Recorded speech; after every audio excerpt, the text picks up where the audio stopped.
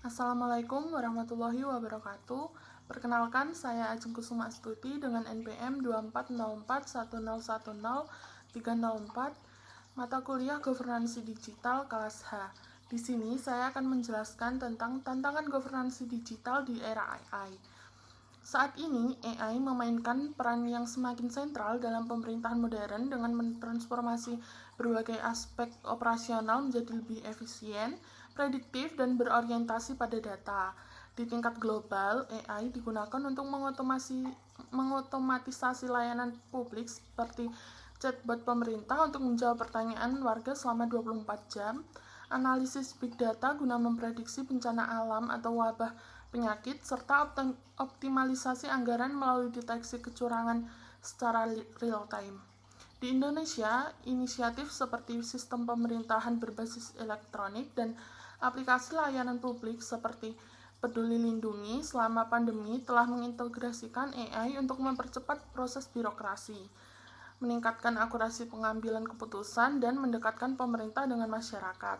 Selain itu, AI mendukung pengembangan kota pintar atau smart city di proyek seperti Ibu Kota Nusantara, di mana algoritma mengelola lalu lintas dan keamanan publik secara cerdas. Resiko governansi digital di era AI muncul secara multifaset, mulai dari ancaman privasi data hingga ketidakadilan sosial akibat bias algoritma. Pengumpulan data masif oleh sistem AI berpotensi menimbulkan pengawasan massal yang melanggar hak asasi manusia, sementara serangan siber dapat membahayakan infrastruktur kritis pemerintah. Di Indonesia, tantangan ini diperparah oleh regulasi yang masih fragmentaris, sehingga menyebabkan ketidakpastian hukum, kurangnya transparansi algoritma, serta kesenjangan digital antar daerah. Resiko lain termasuk pengangguran massal akibat otomatisasi pekerjaan birokrasi, manipulasi informasi palsu seperti deepfake, dan ketergantungan berlebih pada teknologi impor yang rentan terhadap gangguan geopolitik.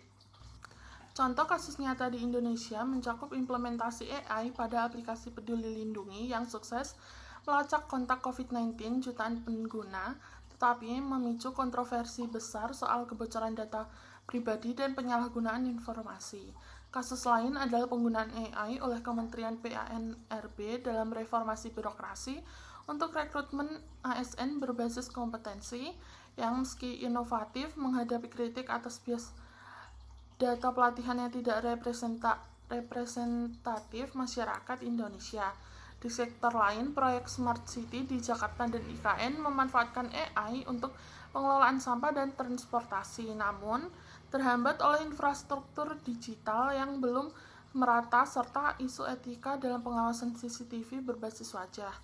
Kasus-kasus ini menyoroti bagaimana AI membawa kemajuan sekaligus pelajaran berharga tentang kesiapan governansi. Solusi dan strategi efektif untuk mengelola teknologi AI melibatkan pendekatan holistik mulai dari regulasi hingga kapasitas building.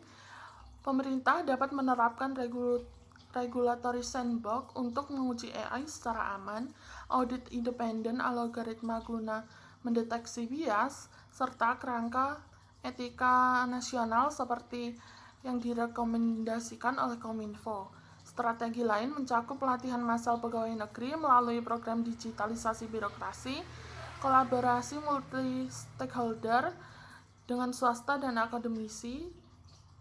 Di tingkat internasional, adopsi prinsip OECD AI Principle dapat diharmonisasi dengan konteks lokal, memastikan transparansi, akuntabilitas, dan inklusivitas sehingga Indonesia mewujudkan governansi digital yang tangguh dan berkeadilan. Terima kasih.